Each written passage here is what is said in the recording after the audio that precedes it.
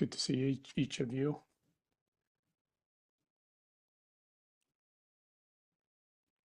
A reminder that the recording is fixed on the speaker, so and that's going to be available to you on the website, as well as some related resources if there are any for each, particular session.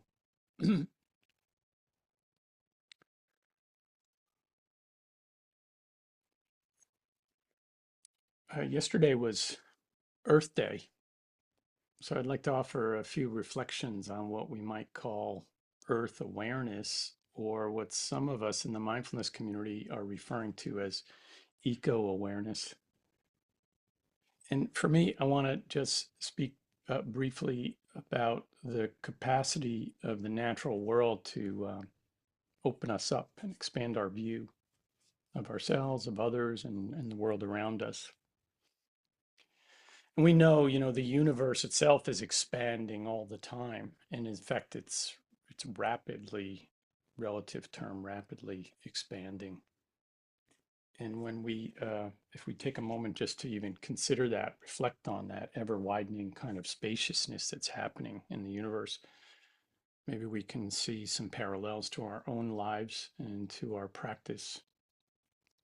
Because through mindfulness practice, our consciousness does expand and open up. Our ways of thinking, of perceiving, of relating, all begin to open up.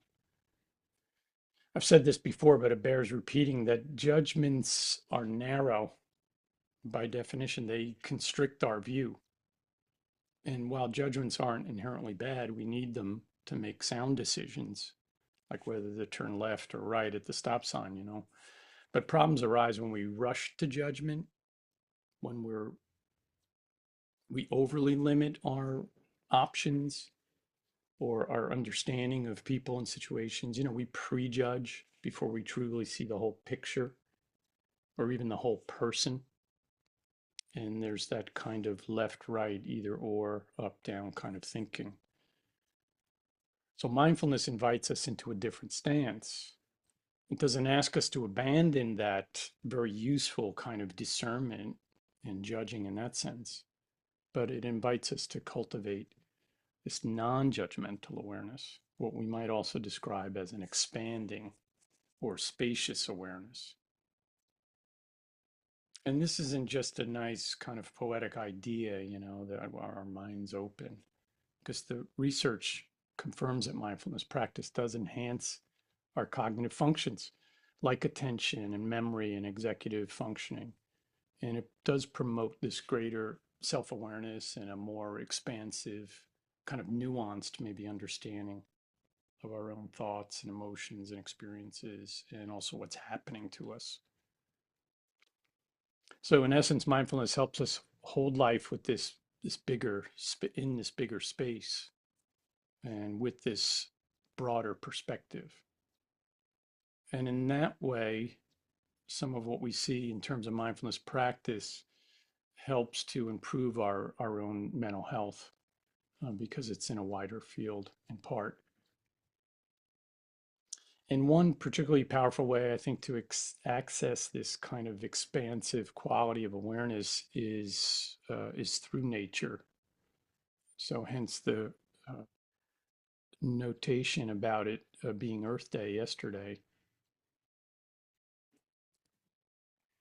A few weeks ago, an old friend of mine entered hospice care. His wife had called me to let me know, and so I went and visited him. We had this really peaceful and beautiful conversation. He'd stopped treatment and was no longer eating. And so it was really moving to those last days for him. At one point when we were talking, he looked at me very calmly and said, "I'm not afraid. I'm ready to let go of this life." This kind of quiet, I would say, equanimity and acceptance really kind of stirred something in me, a sense of awe, really, and reverence for what was happening. And especially in his kind of calm vulnerability and acceptance and this open-hearted readiness to face his own death. The next morning after my visit with him, I woke up before dawn and I was kind of feeling the heaviness of grief. I went over into my study across the hall and did my sitting practice, and then I stepped outside for my morning walk. And I live in just north of downtown Atlanta, a fairly dense and noisy neighborhood. You could probably even hear some of it right now. So these early walks before the city fully wakes have become a kind of important and sacred ritual for me. So that morning I stepped out into the quiet street and I just paused for a moment. And I looked between the houses and the apartment buildings, and there were these patches of sky, glimpses of openings. And it was that kind of liminal hour of the day just before sunrise, when the night still kind of lingers and the daylight is also beginning to stir. And it just so happened that morning to be a brilliant full moon. So I stood there for a few moments, grieving, and I let myself just be still and open to all of it. And in that stillness, it felt as though that the natural world was supporting me, holding me in a sense. Just the vastness of the sky, the fullness of the moon, the soft chorus of bird song that was emerging, it all felt like an offering. And so I just did my best to kind of receive it and breathe it in. And when I eventually did begin walking, I did so with a kind of renewed sense of connection to the earth and to this life and to all beings. So, with that experience in mind, I want to guide us in a simple practice we could call a sky meditation. Um, so it combines a little bit of guided imagery, as in the sky, and then leads us to a kind of opening sitting practice.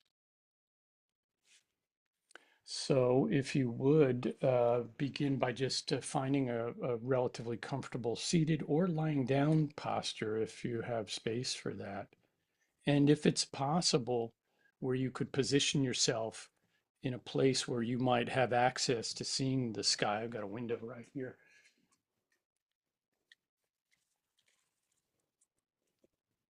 If you're not in a place where you can see the sky from a window or a doorway or anything else, then you might just uh, close your eyes and allow there to be an image of the sky. And just letting your body settle in, whether it's seated or lying down, and feeling the earth beneath your feet or supporting your back if you're lying down.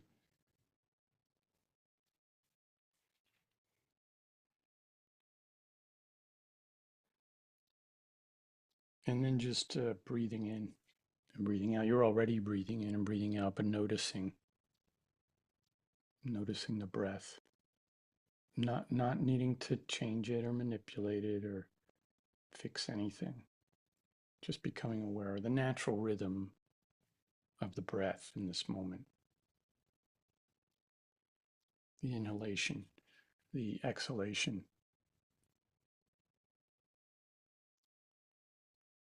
And noticing physically the experience of breathing, feeling the air enter and leave your body, even locating that in the body. Where do you notice that rising and falling of the abdomen, the chest?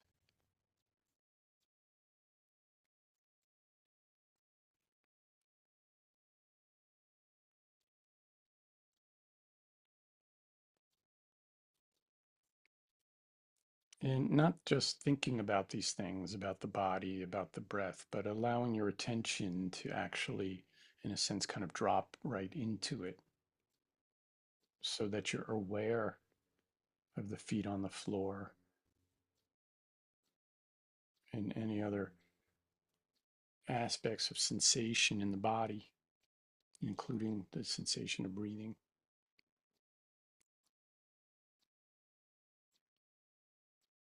And whatever you left to come here for this session, or whatever may be awaiting you afterward or later in the week, just do your best to let go of the need to be anywhere else right now.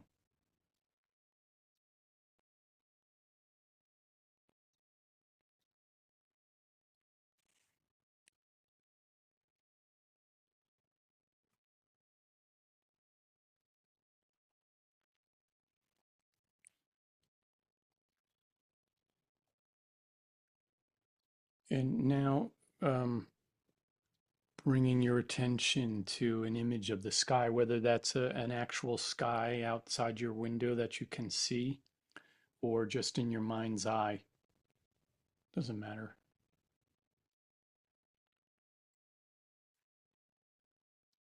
But tuning into that now, the image of the sky above you,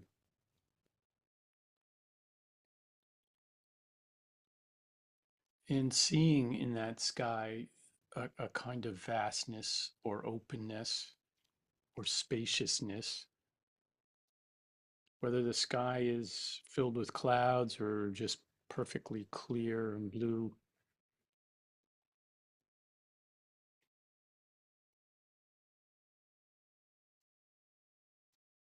And you might notice the activity of the sky, the movement of clouds or birds passing by or an airplane,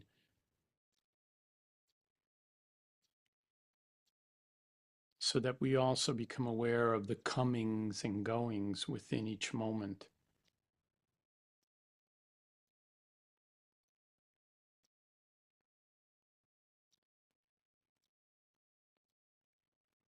And you might settle into that, just allowing the breath to move in and out as you notice movement or stillness in the sky.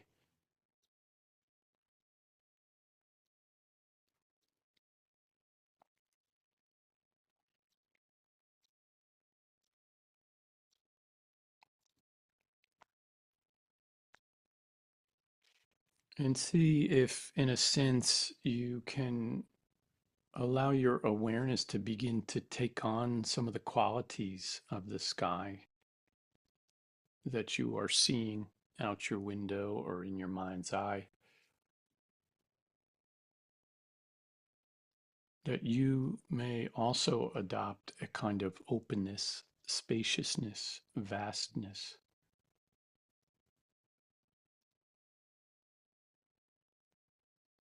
and that you too, like the sky, may practice holding clouds, experiencing storms, sunshine, and moonlight, that these elements may also represent some aspects of our own experience of living,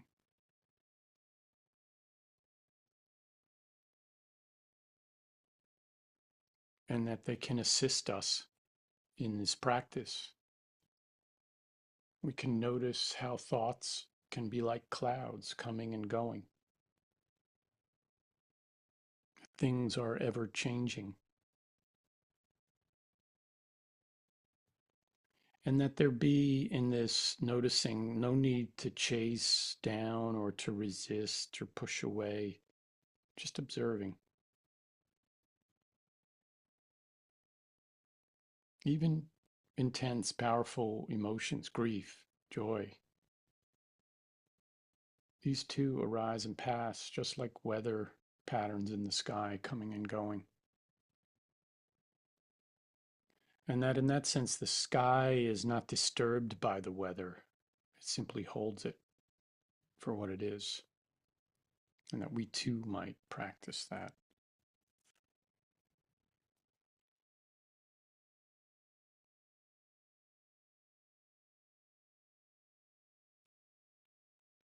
And if it's helpful, you might silently repeat these phrases or something similar to yourself, slowly and gently. Like the sky, I allow this moment to be just as it is. Like the sky, I allow this moment to be just as it is.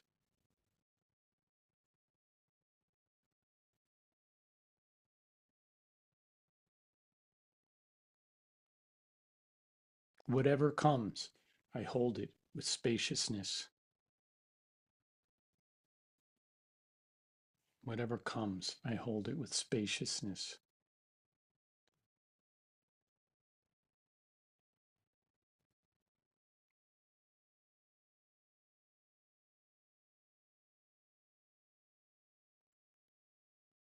And I trust in the unfolding of things.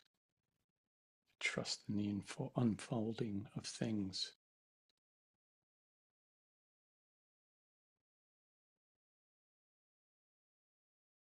And you might try just kind of breathing these phrases in and out. You could say all three or just pick one. Like the sky, I allow this moment to be just as it is. Whatever comes, I hold it with spaciousness.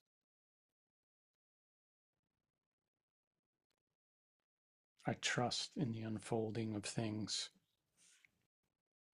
You can repeat one or all three of those over, or you can just let them linger and just sit with a spacious, open awareness.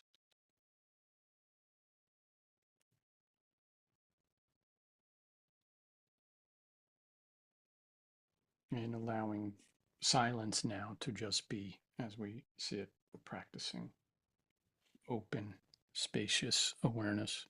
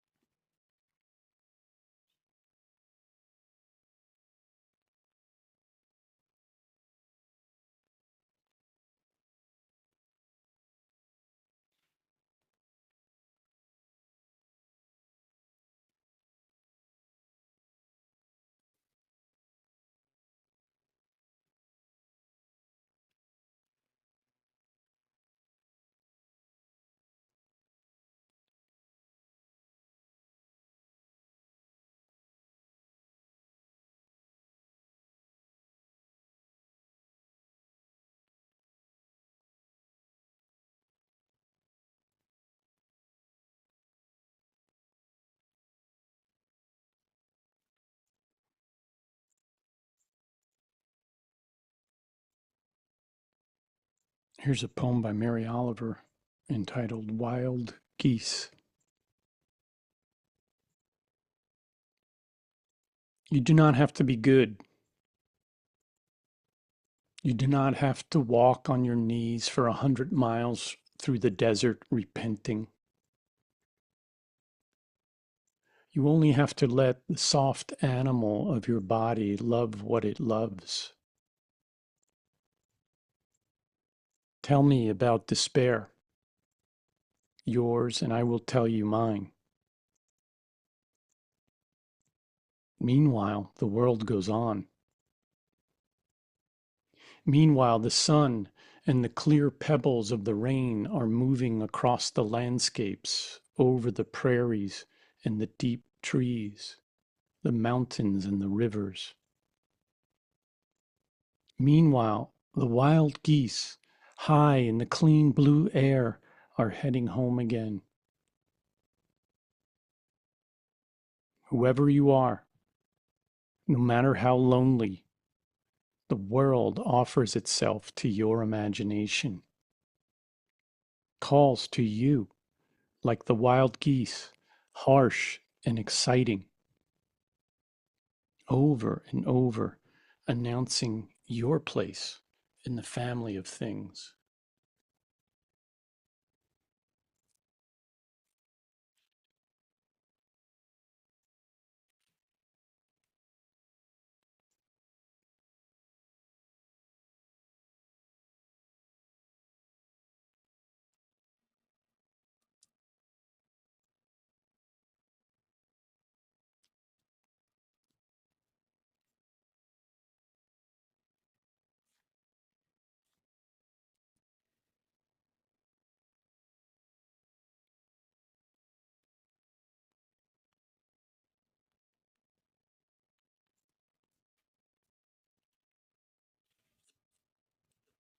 And let there be a kind of gentle transitioning, if you want to take a couple of deeper breaths, gently open the eyes if the eyes have been closed or raise them up.